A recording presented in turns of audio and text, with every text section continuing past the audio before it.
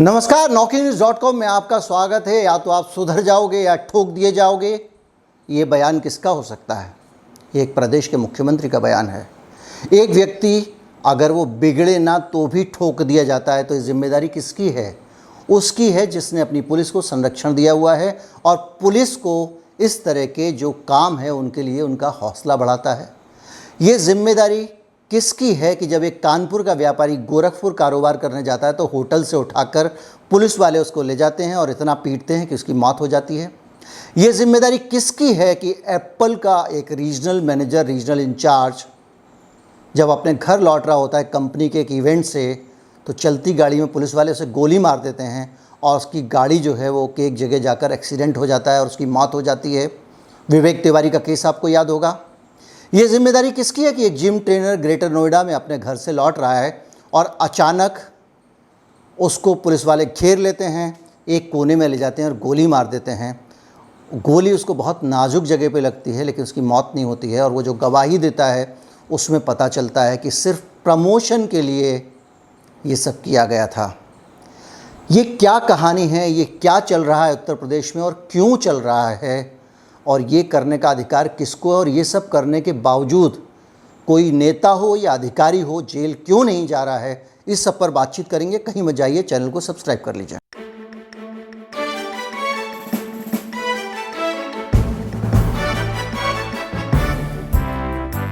ये सिर्फ 2-3 मामले थे। ग्रेटर नोएडा में एक सुमित गुर्जर था, उस पर 50,000 का इनाम था। उसको ले जाकर पुलिस ने गोली मार दी। 50,000 का इनाम इसलिए था क्योंकि उसके ऊपर 50,000 का इनाम रखा गया था। 50,000 का इनाम उसको एक दिन पहले गिरफ्तार करने के बाद रखा गया। गिरफ्तार क्या, उसको एक दिन पहले अवैध हिरासत में रखा गया। 24 घंटे अपने पास रखा, उसके खिलाफ इनाम घोषित करवाया और घोषित करवाने के बाद में उस आदमी को ले जाकर गोली मार दी गई। जब परिवार के लोगों ने, गांव के लोगों ने, चूँकि इस पूरे गांव में उसकी कम्युनिटी के लोग बहुत डोमिनेट करते थे और बहुत ज़्यादा प्रदर्शन हुआ, तब जाकर ये मानवाधिकार आयोग ने जो है नोटिस भेजा और उस मामले की पूरी जांच हुई। तो कुल मिला के इस तरह से 50,000 का इनाम। अब आप कहेंगे 50,000 का इनाम अगर एसपी रख सकता है तो क्यों रख सकता है? ये कानून तो पहले से बना होगा। नहीं साहब, 2017 में योगी जी के आने के बाद उन्होंने उत्तर प्रदेश में ये जो हत्या की उनकी अपनी कार्यशैली थी उसको बढ़ावा देने के लिए जिले के एसपी को अधिकार दे दिया कि किसी पर भी वो 50,000 का इनाम रख सकते हैं। किसी भी व्यक्ति को, जिसको पुलिस को जिसकी शक्ल अच्छी ना लगे या जिसको पकड़ने के लिए पैसे मिल जाएं, जिसकी सुपारी किलिंग के लिए उसको धन मिल जाए या जिस पुलिस वाले का प्रमोशन रुका हो, वो किसी भी एक व्यक्ति को पकड़ सकता है, उसको ले जा सकता है, उसके ऊपर 25,000 या 50,000 का इनाम रखवा सकता है और गोली मार सकता है। और ये कोई छोटी मोटी बात नहीं है। इस तरह की हत्याएं उत्तर प्रदेश में, एक्स्ट्रा जुडिशियल किलिंग, जिनको कि मुठभेड़ का नाम दिया गया है, बहुत आम हैं।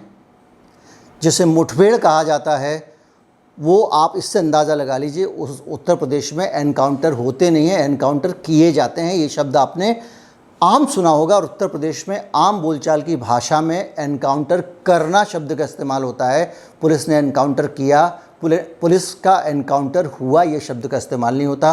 25,000 50,000 का इनाम रखने के बाद दूसरे दिन एक स्क्रिप्ट लिखी जाती है, लिखी भी नहीं जाती है, वो कॉपी पेस्ट की जाती है कि इस आदमी को हमने पकड़ा, हम पूछताछ के लिए इसको लेके जा रहे थे निशानदेही के लिए, ये पुलिस का हथियार छीन कर भागने की कोशिश करने लगा, इसने पुलिस पर गोली चलाई, हमने इसको बचने के लिए बचाव में इसको गोली चलाई और उससे इसकी मौत हो गई। उत्तर प्रदेश में बाकायदा एक ऑपरेशन लंगड़ा चलाया गया था और उस ऑपरेशन लंगड़ा के तहत बहुत सारे लोगों को इसी तरह से गोली मारी गई। वो अपराधी थे या नहीं थे, इस बात की पुष्टि होने के लिए कोई भी वजह नहीं है और इसको साबित भी नहीं किया जा सकता, क्योंकि अपराधी था या नहीं था ये साबित करने के लिए पुलिस को एक चार्जशीट बनानी पड़ती है और न्यायालय के सामने अपराधी को पेश करना पड़ता है। न्यायालय में जब वो अपराधी दोषी होता है तब उसको अपराधी माना जाता है और ज़्यादातर मामलों में, सैकड़ों मामलों में हमने ये देखा है कि लोग बेकसूर होते हैं और पुलिस उनके ऊपर मुकदमे लाद देती है और बाद में वो लोग छूटते हैं। खुद उत्तर प्रदेश के मुख्यमंत्री योगी आदित्यनाथ पुलिस उत्पीड़न के खिलाफ राज्यसभा में फपक फपक कर रोए थे और उन्होंने अपने आंसू बहाए थे। और वहाँ वो जितने भावुक हो रहे थे मुख्यमंत्री बनने के बाद, उतना ही क्रूर तरीके की घोषणा उन्होंने की। और योगी आदित्यनाथ ने मुख्यमंत्री बनते ही ऐलान किया कि या तो सुधर जाओगे या ठोक दिए जाओगे। इसके बाद में ऑपरेशन 3000, अब तक 3000। चीफ सेक्रेटरी अपने ज़िले के डीएम्स को कहते हैं कि ऑपरेशन 3000 का जो स्लोगन है उसको आप आगे बढ़ाओ और उस स्लोगन पे काम करो, ज़्यादा से ज़्यादा मुठभेड़ करने की कोशिश करो। ये भी रिकॉर्ड में है। ये भी रिकॉर्ड में है कि बीजेपी की ऑफिशियल जो सोशल मीडिया सेल है उत्तर प्रदेश की, वो ऐसे अपराधियों के अमानवीय फ़ोटो, अपराधी तथाकथित अपराधियों के अमानवीय वीडियो रिलीज करती है जिसमें वो खून से लथपथ हैं, घिसट रहे हैं और पुलिस से प्राणों की भीख मांग रहे हैं और पुलिस उनको रहम नहीं कर रही है। और कहा जा रहा है कि देखा अपराधी अब इस तरह से अपने जानों की खैर मांग रहे हैं उत्तर प्रदेश में। और ये बताने की कोशिश की गई कि इसके ज़रिए ही उत्तर प्रदेश में अपराधों को काबू किया जा रहा है। और योगी आदित्यनाथ सरकार आने के बाद उत्तर प्रदेश अपराध मुक्त हो गया है। कितना अपराध मुक्त हो गया है ये बताने के लिए कुछ ज़रूरत नहीं है। 10-15 दिन पहले के अखबार पढ़ लीजिए।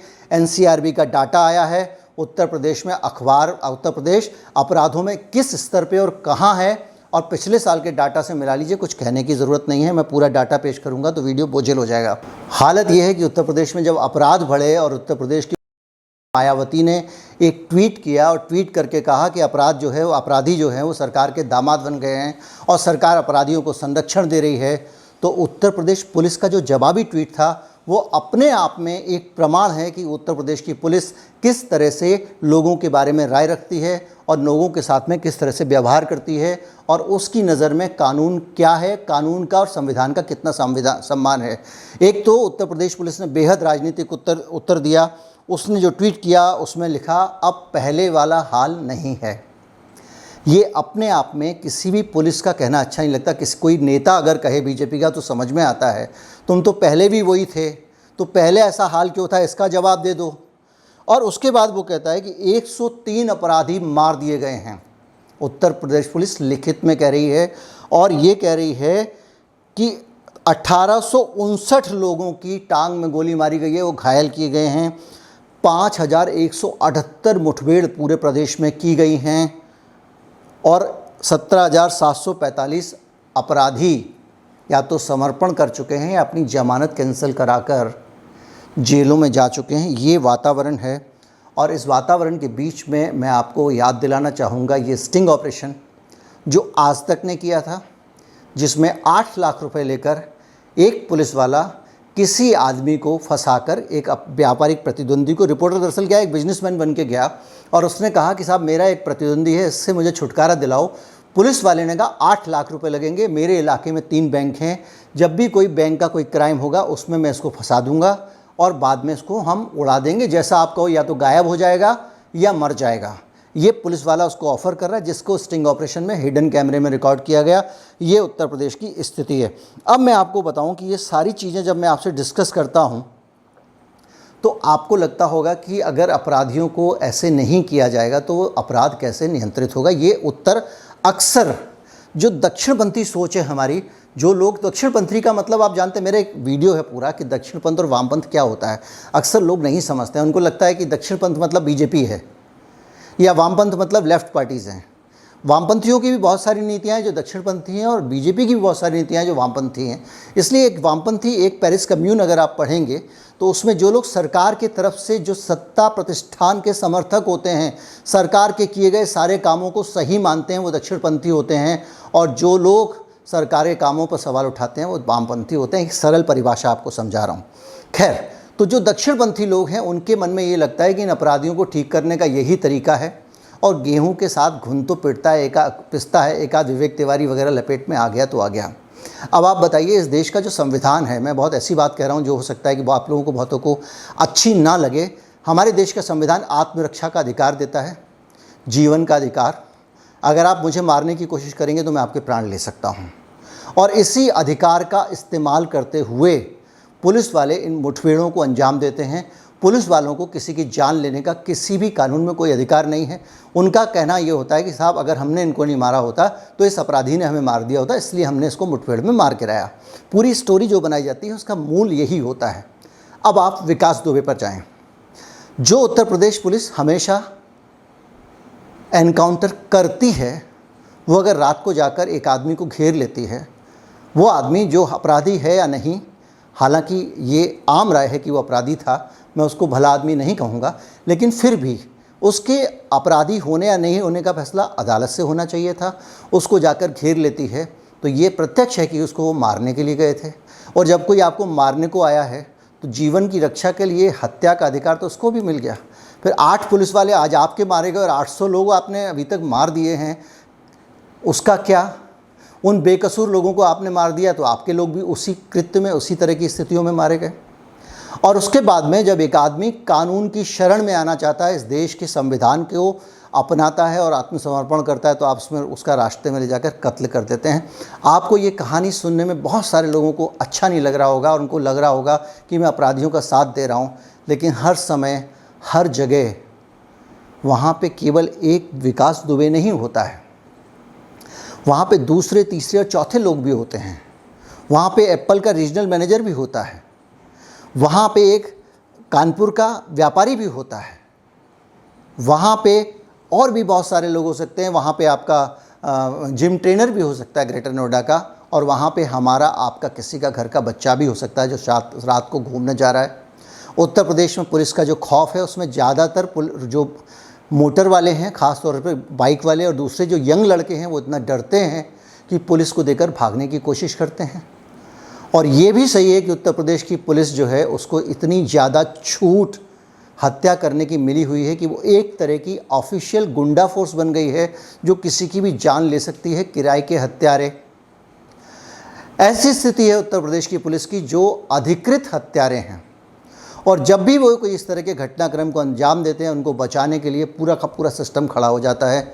ऊपर उनके जो टॉप अधिकारी हैं वो भी इस तरह के अपराधी पुलिस वालों को संरक्षण देने लगते हैं, और इन पुलिस वालों को अक्सर बहुत ज़्यादा सम्मान मिलता है और बहुत ज़्यादा पैसा भी मिलता है। तो अगर आप शराफत से नौकरी कर रहे हैं तो आपको कोई नहीं पूछेगा, लेकिन अगर आप इस तरह के काम करते हैं तो आपको बहुत सारे इनाम मिलने लगते हैं। जगत नारायण सिंह, जिस आदमी को नकत नारायण सिंह कहा जा रहा है, जिसने कि गोरखपुर वाले हत्याकांड को अंजाम दिया, जिस व्यक्ति ने गोरखपुर में जो कानपुर का व्यापारी गया था उसको पूछताछ के बहाने पकड़ा और थाने में ले जाकर इतना पीटा कि वो मर गया, उस नगत नारायण सिंह का जो रिकॉर्ड है वो सिर्फ सिपाही हुआ करता था।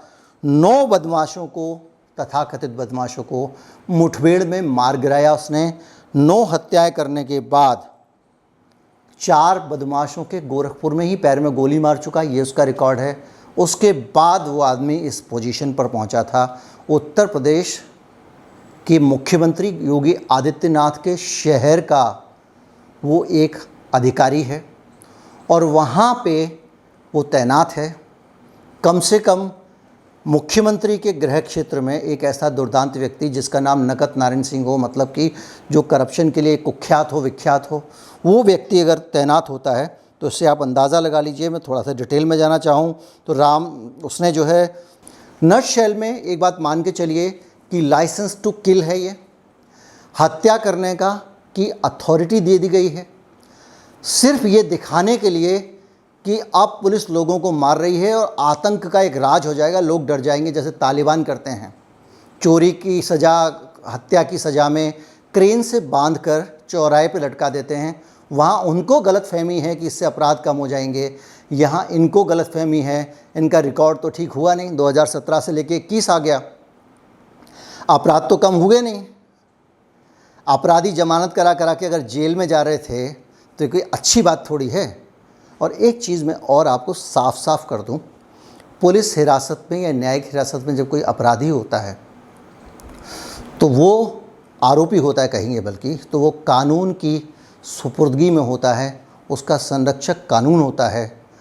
अगर जो आपका विकास दुबे है उसको अगर कस्टडी में लेकर पुलिस जा रही है तो उसकी हिफाजत करना पुलिस की जिम्मेदारी है, और रक्षक भक्षक बन जा रहा है तो कैसे काम चलेगा।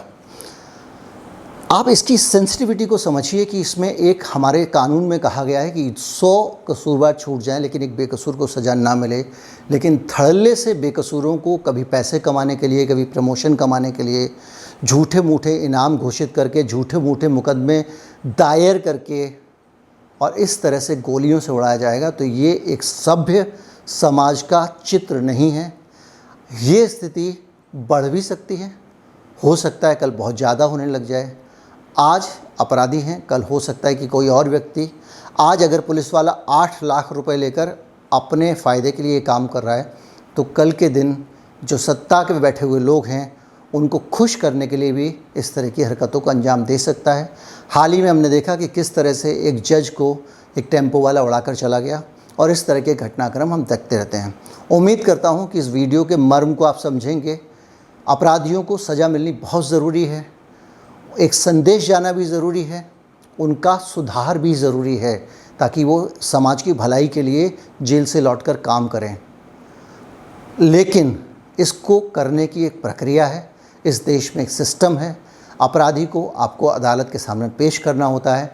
अदालत आप जो आरोप लगा रहे हैं अगर वो सही होते हैं तो उसके आधार पर उसको सज़ा देती है या छोड़ देती है। एक चीज़ और साफ़ करूं कि जो भारत का कानून है उसमें जो पुलिस जो कॉग्निजिबल ऑफेंस होते हैं, जिनको कहते हैं पुलिस हस्तक्षेप योग्य अपराध, उनमें अदालत में जब मुकदमा जाता है तो पार्टी पुलिस होती है। पुलिस बनाम आरोपी होता है मुकदमा, भुक्तभोगी बनाम आरोपी नहीं होता है। ऐसी स्थिति में किसी भी अपराधी को माफ़ करना या उसका केस वापस लेना भुक्तभोगी का अधिकार नहीं है। अगर चौराहे पर एक हत्या हो रही है तो जिसकी हत्या हुई है उसके घर वाले अगर माफ़ कर दें तो इसका मतलब ये नहीं है कि उस अपराधी को छोड़ दिया जाएगा।